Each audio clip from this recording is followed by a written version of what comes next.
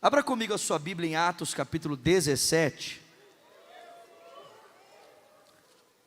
Diga glória a Deus. Atos capítulo 17.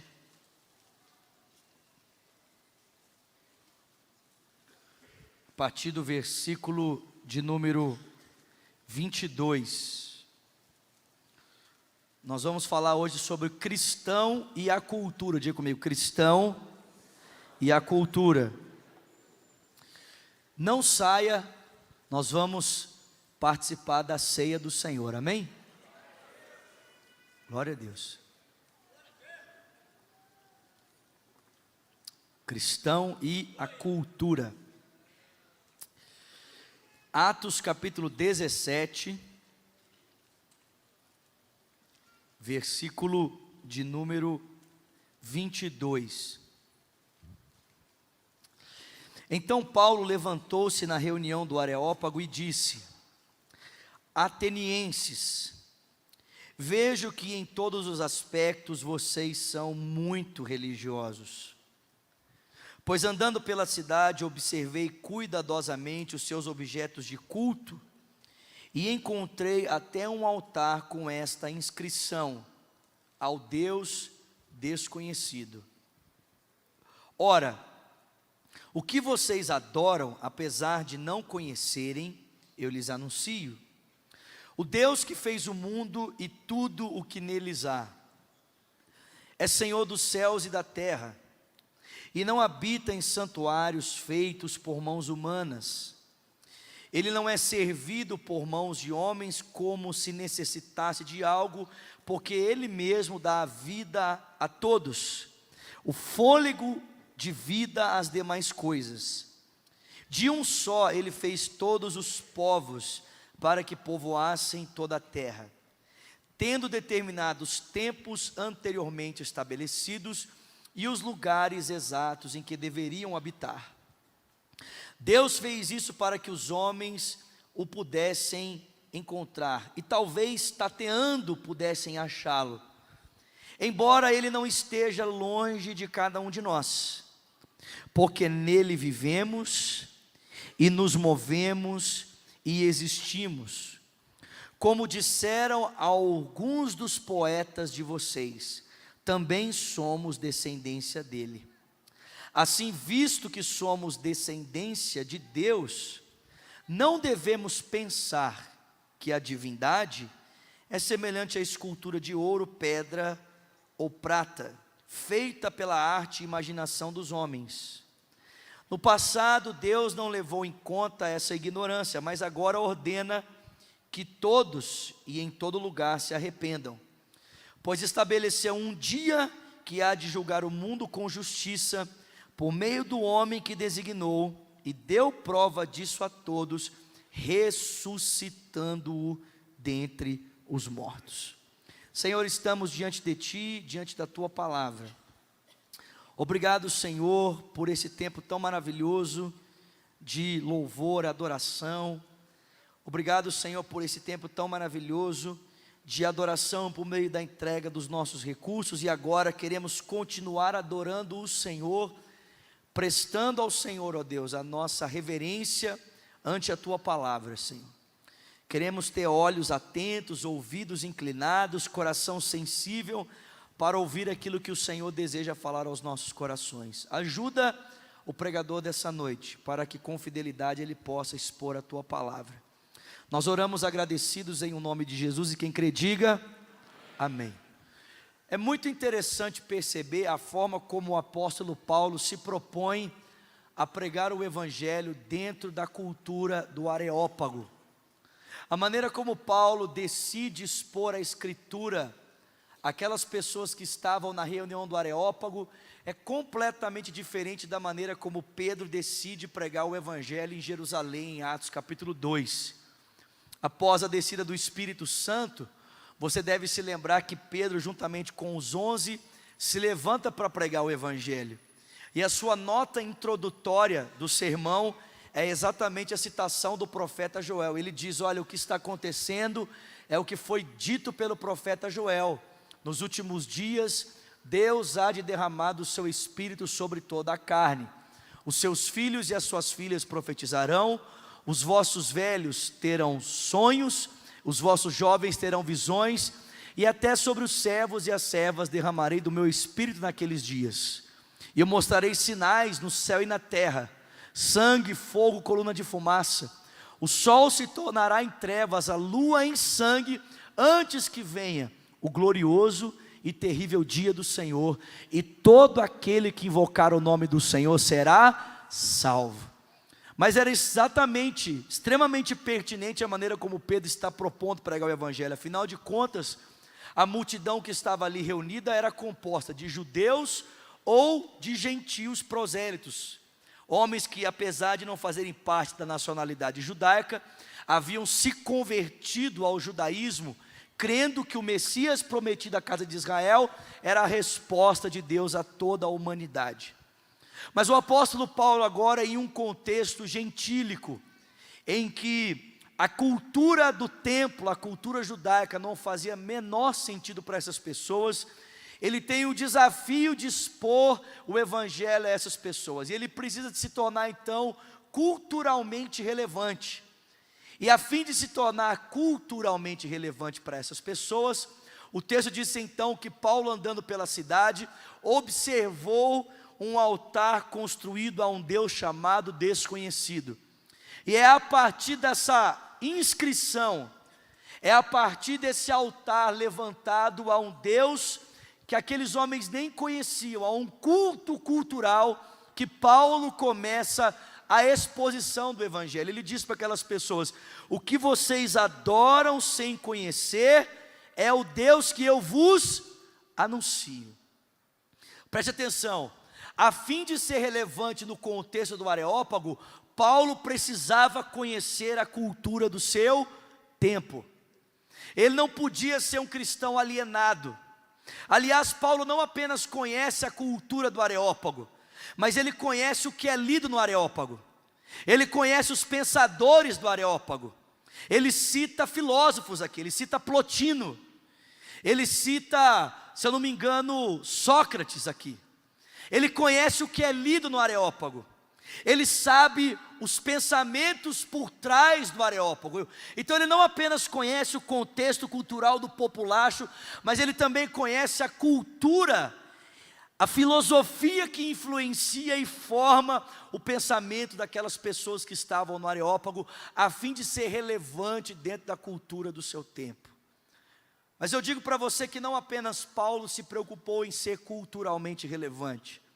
O nosso próprio Senhor, o Senhor Jesus Cristo, também preocupou-se em ser relevante para o contexto em que ele anunciava a mensagem de arrependimento. Vale lembrar que o ministério de Jesus, em grande parte, se deu em um contexto rural.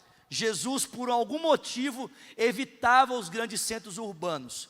Se dirigia a eles pontualmente, e a maior parte do seu ministério, então, o fazia nos lugares mais remotos, mais distantes. E nesse lugar a base de vida das pessoas era a agricultura. A base do comércio era a base da troca. E Jesus então, a fim de ser culturalmente relevante a essas pessoas, a fim de que a mensagem alcançasse o coração e a mente delas, Jesus se propõe a pregar o evangelho de uma forma muito simples. Ele diz para essas pessoas: o semeador saiu a semear. Essa é uma figura que talvez para mim e para você pareça muito distante, afinal de contas nós vivemos em uma metrópole, mas para aquelas pessoas era uma figura muito clara. Afinal de contas, aquelas pessoas lidavam com plantio e colheita todos os dias.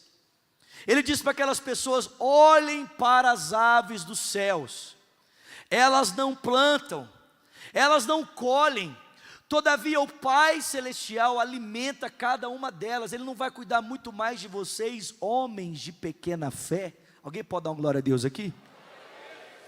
Na história da igreja, outros homens se preocuparam com isso, e deve ser para mim e para você também uma preocupação para o nosso tempo. Nós precisamos ser relevantes, cristãos relevantes para o tempo em que estamos inseridos.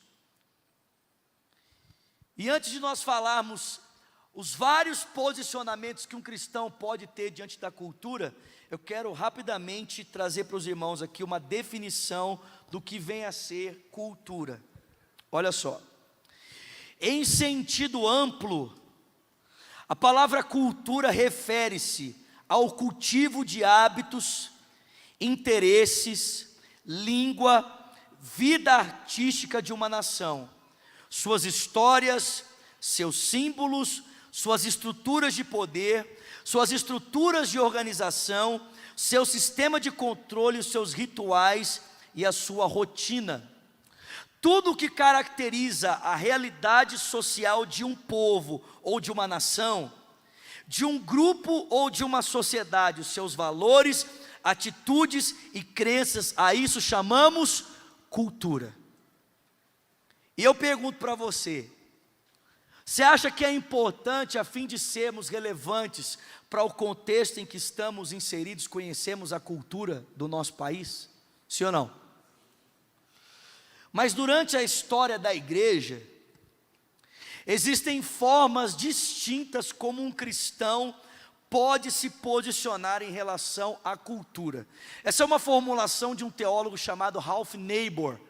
Ralph Neighbour mostra para mim e para você que existem maneiras distintas como um cristão pode se posicionar frente à cultura do seu tempo. A primeira maneira que um cristão pode se posicionar diante da cultura é sendo um cristão contra a cultura. Diga comigo, cristão contra a cultura. O que é ser um cristão contra a cultura? Olha só, preste atenção. Os cristãos que seguem essa corrente de pensamento de ser um cristão contra a cultura, enfatizam que, diante da realidade da natureza decaída da criação, é necessário que se criem estruturas alternativas, e que estas sigam mais de perto o chamado radical do Evangelho. Então, o que é um cristão contra a cultura? O cristão contra a cultura é aquele que olha para o mundo à sua volta e ele diz: esse mundo está caído, esse mundo jaz o maligno, o príncipe desse mundo é Satanás. E pensando então no mundo caído e no sistema que o rege, esse cristão pensa assim: não dá para viver nesse mundo, é necessário criar uma subcultura paralela à cultura desse mundo, a fim de que o cristão possa viver nesse mundo. É o que a gente chama de cultura gospel, de nicho gospel. Em outras palavras, nós criamos restaurante gospel, nós criamos faculdade gospel, escola gospel, música, roupa, tudo gospel. E a gente vive num mundo gospel, recriminando esse mundo corrompido que está do lado de fora. Esse é o posicionamento de um cristão contra a cultura. Na história da igreja, por um momento a igreja se posicionou dessa forma. Um teólogo muito conhecido que se posicionou contra a cultura é Tertuliano. E a Didaquê dos pais da igreja também mostra esse posicionamento contracultural. Ou seja, o mundo é caído, a cultura do mundo não presta, esse mundo está corrompido, o príncipe desse mundo é o diabo, então a gente faz o quê? A gente se isola, cria a nossa cultura e assiste o mundo afundando enquanto nós estamos aqui na cultura gospel. Esse é um posicionamento que o cristão pode ter em relação à cultura. O segundo posicionamento que o cristão pode ter em relação à cultura é um cristão da cultura. Diga comigo, cristão da cultura. Então, o primeiro é o cristão contra a cultura. Vamos lá? Cristão contra a cultura. O segundo é o cristão da cultura. Preste atenção. Aleluia. Os cristãos, preste atenção, da cultura, tendem a ver na sociedade a realização das propostas do cristianismo. Desfrutam de íntima relação com as estruturas culturais num processo de aculturação, isto é, de imposição cultural. Preste atenção. Apesar das objeções que são lançadas a esta posição, especialmente por sacrificar o que é essencial no cristianismo, ela tem sido muito influente na história da igreja. O que é o cristão da cultura? O cristão da cultura é o oposto do cristão contra a cultura. Porque o cristão contra a cultura diz assim: o mundo está caído, foge dele. O cristão da cultura diz: que é isso, gente? A cultura desse mundo é uma bênção, é uma maravilha. Nós podemos conciliar alguns elementos culturais com a fé cristã. E a gente pode viver, elementos da cultura de forma muito tranquila. Vou dar um exemplo para os irmãos. Eu não vou citar nomes de igrejas aqui, porque eu posso arrumar um problema, mas gostaria muito. Mas existem algumas igrejas do nosso tempo que estão pregando um pseudo-evangelho que leva uma categoria de graça barata. E esse pessoal ensina dentro das estruturas das suas igrejas que não existe problema nenhum em um cristão participar de uma vida social ativa. O que eles querem dizer por vida social ativa? Eles querem dizer o seguinte: não existe problema nenhum o cristão ir na boate, não existe problema nenhum o cristão se divertir assim, de forma intensa. Consegue entender? Sim ou não? Não existe problema nenhum o cristão aproveitar das coisas dessa vida. O cristão pode ser cristão e ainda assim curtir a sua vida, curtir tudo que é do melhor. É um cristão da cultura, é um cristianismo gente boa, sabe? É aquele crente assim que todo mundo quer ser crente que nem ele. Afinal de contas, em nenhuma instância esse cristianismo se opõe aos valores do mundo. Pelo contrário, ele os agrega, porque é possível conciliar fé cristã e a cultura do nosso tempo. Essa é a segunda forma que um cristão pode se posicionar diante da cultura, sendo um cristão da cultura.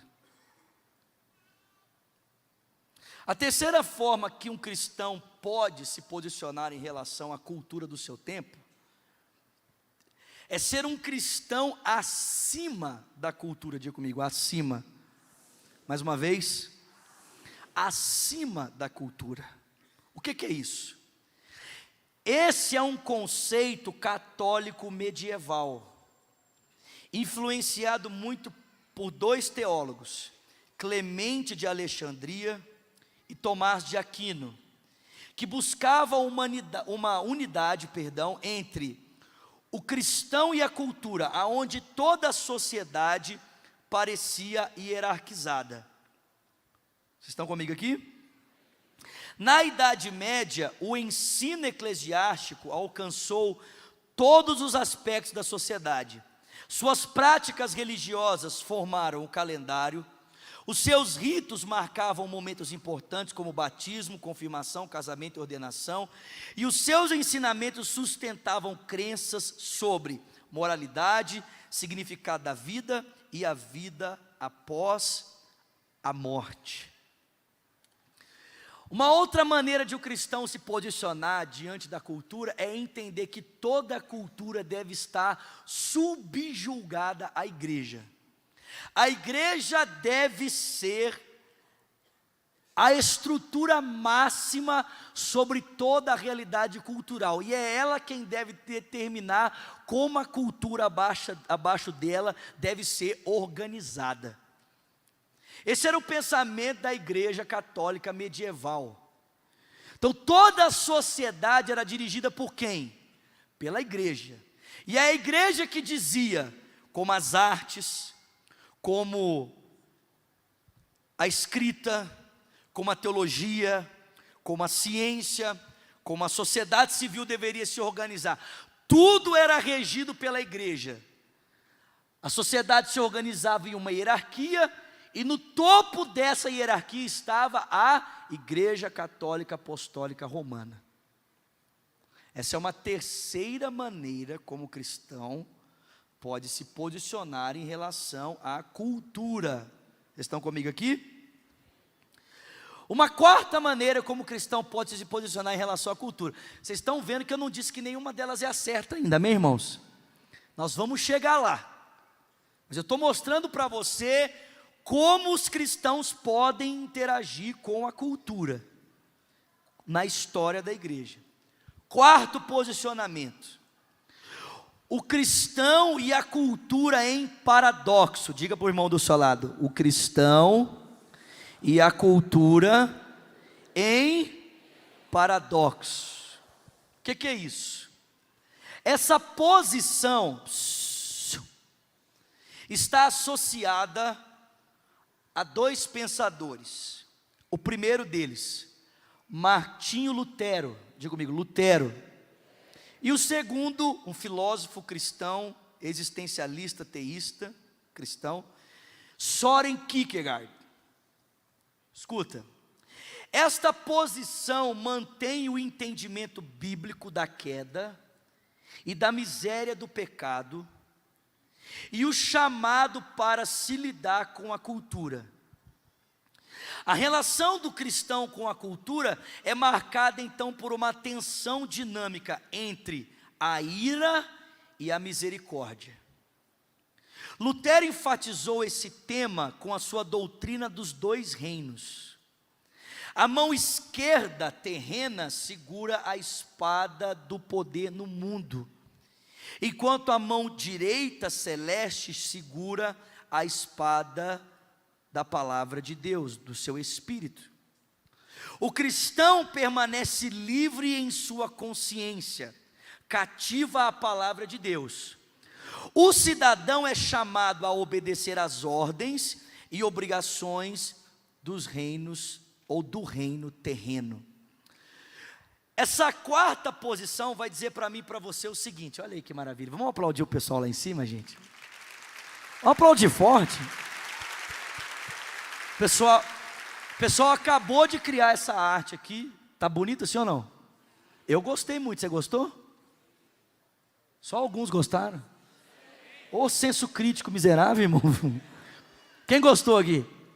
Isso, fala que gostou. Tô brincando, irmão, você é livre para não gostar. Olha só, Martinho Lutero entendia o seguinte: o mundo está caído, sim ou não? Sim ou não? Sim. Ele está debaixo da condenação do Senhor, sim ou não? Mas ainda assim o cristão deve relacionar-se com o mundo. Como o cristão relaciona-se com o mundo? Ele se relaciona da seguinte maneira: ele vive num conflito, porque dentro da esfera do Cristo, ele entende que existe a misericórdia, e dentro dessa esfera ele se sujeita ao senhorio de Deus. Mas, diante do mundo, ele se porta como um cidadão do mundo. É mais ou menos o que a gente chama hoje de dualismo. A fé tem implicações para dentro da esfera eclesiástica, mas a fé não tem implicações para dentro do mundo decaído. Por quê? Porque o mundo está decaído, condenado. Então um cristão se porta diante da sociedade como um cidadão comum e diante de Deus como um cristão redimido. Consegue entender? Tem muito crente que faz isso hoje. Dentro da igreja ele pensa como crente, mas lá fora, para decidir a sua vida profissional, ou ele é capitalista selvagem ou ele é um socialista de esquerda. Ele não consegue relacionar a sua fé com o mundo do lado de fora. Para ele a sua fé só tem implicações para dentro da esfera do templo, da subjetividade. É o que o Francis Schaeffer diria: a fé fica no andar de cima da abstração. Aqui embaixo no andar inferior, a vida é decidida por um raciocínio lógico. A vida aqui embaixo é decidida por um pensamento racionalista, calcado pelo empirismo, por métodos, por regras, por coisas concretas. Afinal de contas, a fé é abstração.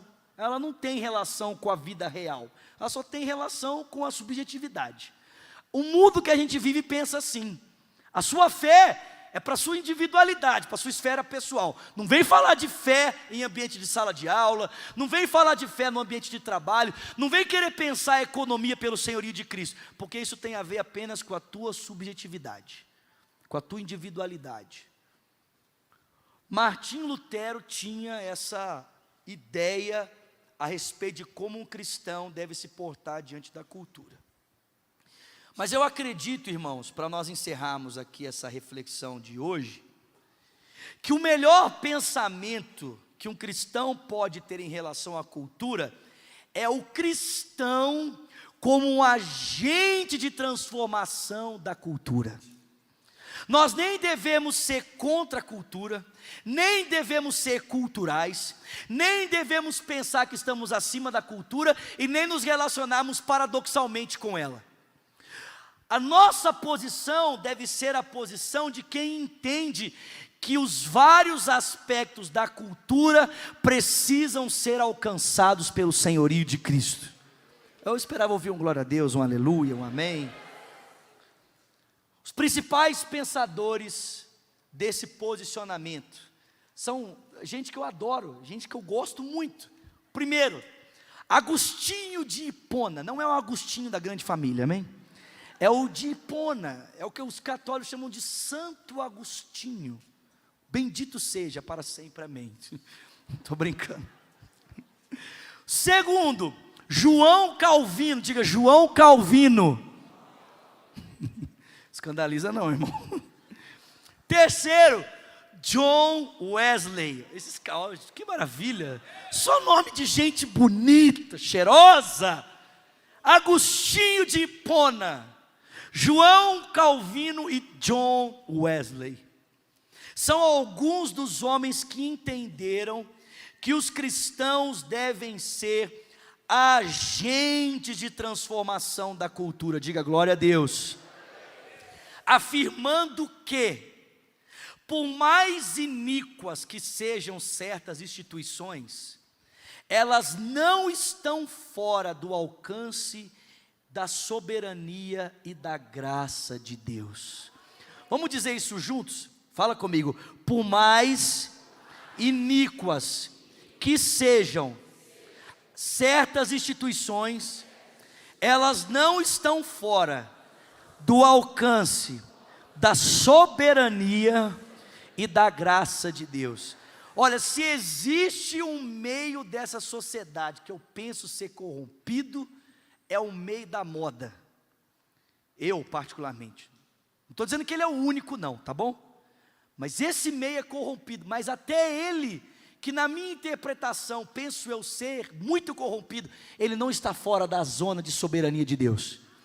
Ele não está longe de ser alcançado pela graça comum do Senhor. Alguém pode dar uma glória a Deus? Existe um grande pensador da igreja, um teólogo holandês, também primeiro-ministro da Holanda, chamado Abraham Kuyper. Olha o que Abraham Kuyper disse. Se eu fosse você, lia sobre Kuyper, leia querido, leia sobre a vida dele. Tem um livro dele chamado Calvinismo, ou Calvinismo, aleluia, glória a Deus. Olha o que Kuyper disse: nenhuma só área do nosso mundo mental deve ser hermeticamente isolada do resto. E não existe um só centímetro quadrado de toda a esfera da existência humana sobre a qual Cristo, que é soberano sobre tudo e sobre todos, não exclame: isso aqui é meu, isso aqui me pertence. Alguém pode dar um glória a Deus por isso aqui? Você pode aplaudir o Senhor, meu irmão? Diga glória a Deus. Fica de pé no seu lugar. Vamos abrir um texto lá, abre aí. Colossenses. Nossa, eu estou com vontade de falar em línguas aqui agora. Aleluia. Não, mas é porque isso é forte demais, amém? Presta atenção. Faz comigo.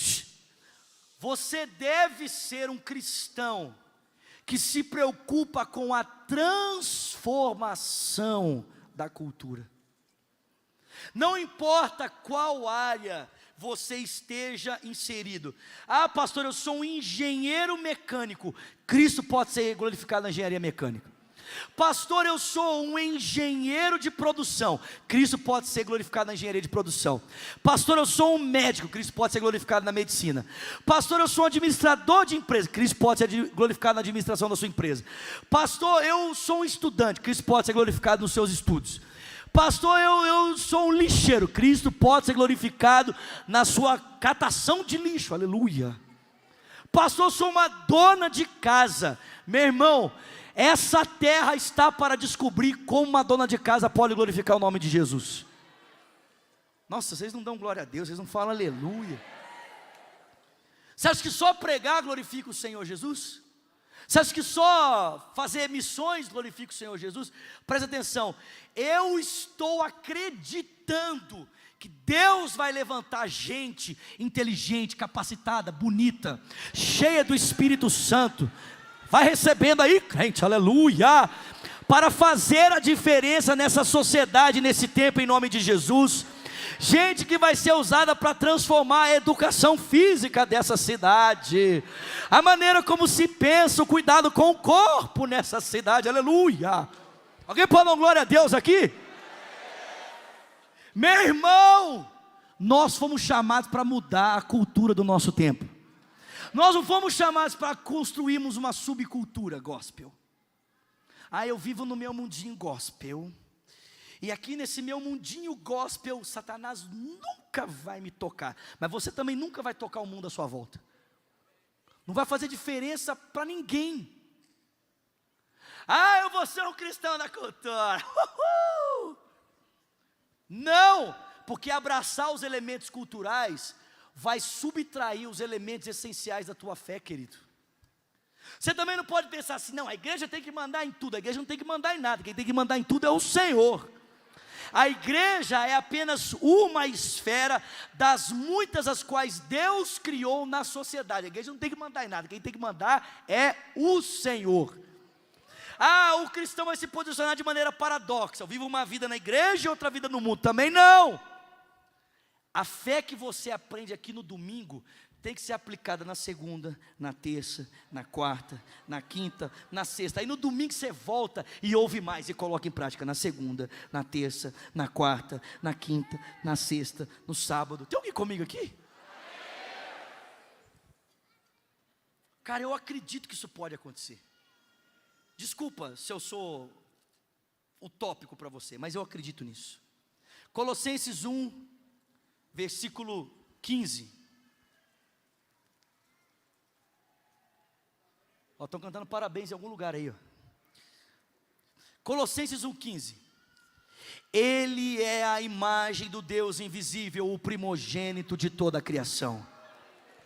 Porque nele foram criadas todas as coisas, nos céus e na terra, as visíveis e as invisíveis, sejam tronos ou soberanias, poderes e autoridades, todas as coisas foram criadas por ele e para ele. Quem é esse ele aqui? Quem é esse ele aqui? Escuta, verso 17. Ele é antes de todas as coisas, nele tudo subsiste. Ele é a cabeça do corpo que é a igreja, é o princípio e o primogênito dentre os mortos, para que em tudo tenha a supremacia. Porque foi do agrado de Deus que nele habitasse toda a plenitude da divindade, e por meio dele reconciliasse consigo. O que está escrito aí na sua Bíblia? Todas as coisas inclui a política, todas as coisas inclui a economia, todas as coisas inclui as artes, todas as coisas inclui a família, todas as coisas inclui conhecimento, todas as coisas inclui os esportes, todas as coisas inclui o que para você? Então presta atenção, Jesus é a razão de todas as coisas desse mundo serem reconciliadas com Deus o Pai. Todas as coisas, nossa,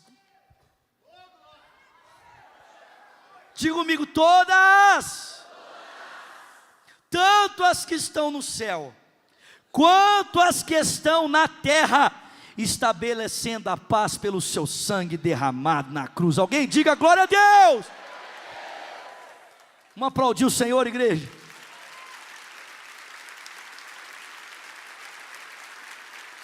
Feche os seus olhos, coloque as suas duas mãos sobre o seu coração, ore comigo dizendo: Senhor, nessa noite, eu te entrego a minha vida, a minha história. Diga quem eu sou, tudo que tenho e o que vier a ser, seja única e exclusivamente para o teu louvor, para a tua glória. Diga: Jesus, perdoa os meus pecados, me dá uma nova vida. Diga: e eu, Senhor, que um dia andei nos teus caminhos, mas eu me desviei. Nessa noite, arrependido eu volto, na certeza de que o Senhor me recebe. Com seus olhos fechados, suas mãos sobre o seu coração. Quem aqui fez essa oração pela primeira vez, dizendo: Jesus Cristo, eu te entrego a minha vida? Ou você orou nessa noite dizendo: Jesus, eu volto aos teus caminhos? Levanta uma das suas mãos, eu quero conhecer você. Tem uma mão levantada aqui, levanta bem alto, bem alto, bem alto, bem alto. Isso, deixa eu caçar você, isso. Vejo mais mãos levantadas, levanta, levanta, vamos filho, isso, tem mais uma mão levantada aqui, bem alto. Vou pedir que você que levantou uma das suas mãos, sai do seu lugar, vem aqui pertinho de mim, eu quero orar com você, por favor, vem, pode vir, vem, glória a Deus. Vamos aplaudir essas pessoas que vão chegando, aí na galeria ou aqui embaixo, glória a Deus, glória a Deus, pode vir, nós estamos esperando. Os diáconos vão começar a distribuir os elementos da ceia. Assim que você tomar o pão e o cálice, você vai sentar para a gente saber aonde eles já chegaram, amém? Glória a Deus. Pode ir, pode começar, isso. Você que levantou uma das suas mãos, sai do seu lugar e vem, isso, pode vir. Nós estamos esperando você. Glória a Deus. Pode vir com ela, isso. Aleluia, Jesus. Glória ao teu nome, Senhor. Vem, querido. Nós queremos orar pela sua vida. Glória a Deus.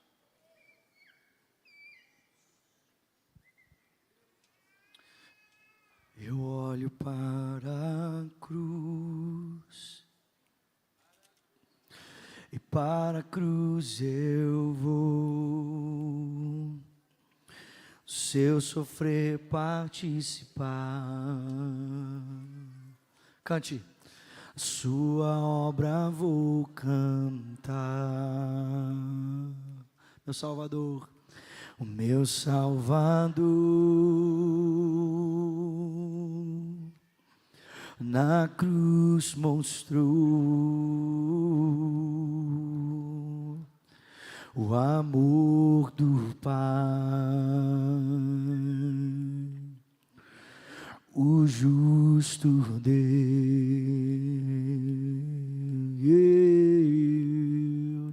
pela cruz me chamou, gentilmente me atraiu e eu, sem palavras, me aproximo, quebrantado por seu amor, merecida a vida, de graça recebi, por sua cruz, da morte me livrou. cante, igreja. Trouxe minha vida, eu estava condenado, mas agora pela cruz eu fui reconciliado.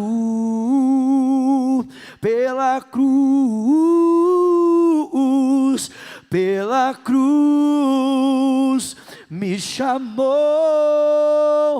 gentilmente me atraiu e eu, sem palavras,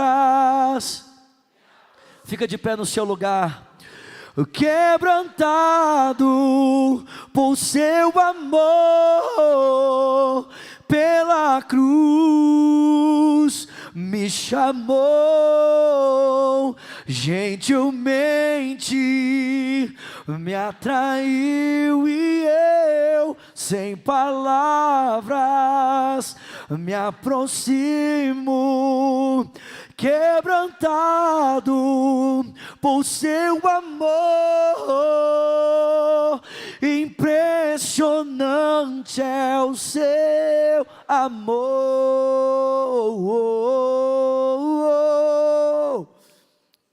Segura.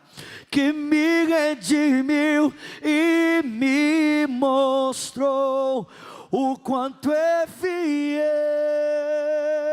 Impressionante, impressionante é o seu amor,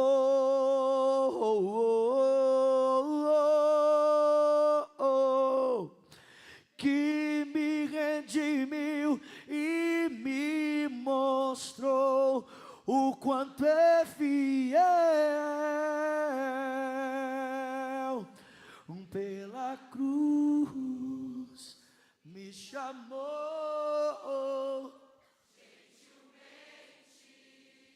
me atraiu e eu, sem palavras, me aproximo, libertado por seu amor. Estenda suas mãos para cá, vamos orar por essas vidas que estão aqui.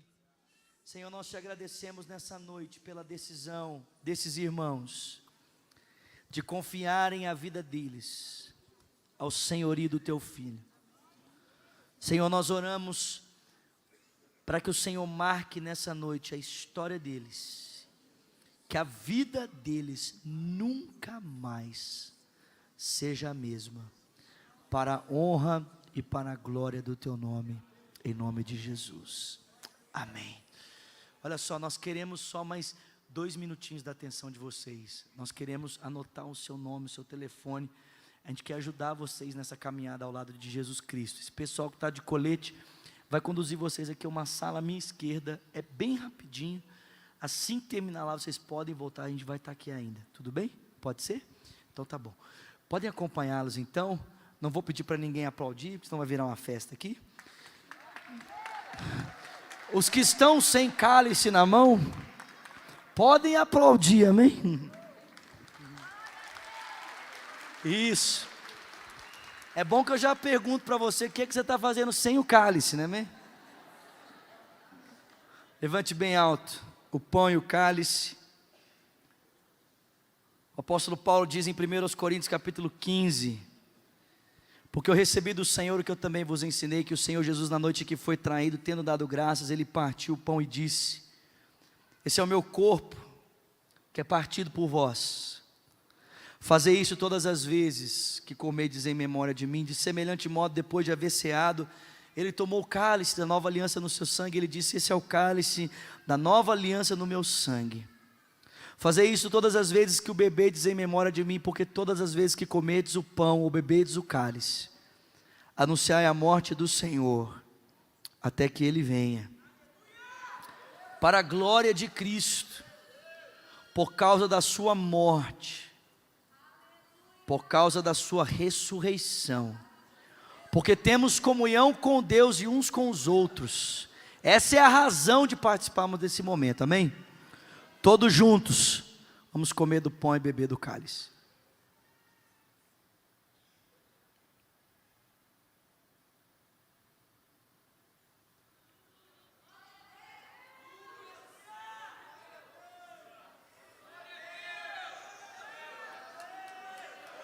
Levante seu cálice vazio. Glorifica o nome de Jesus, meu irmão. Aleluia.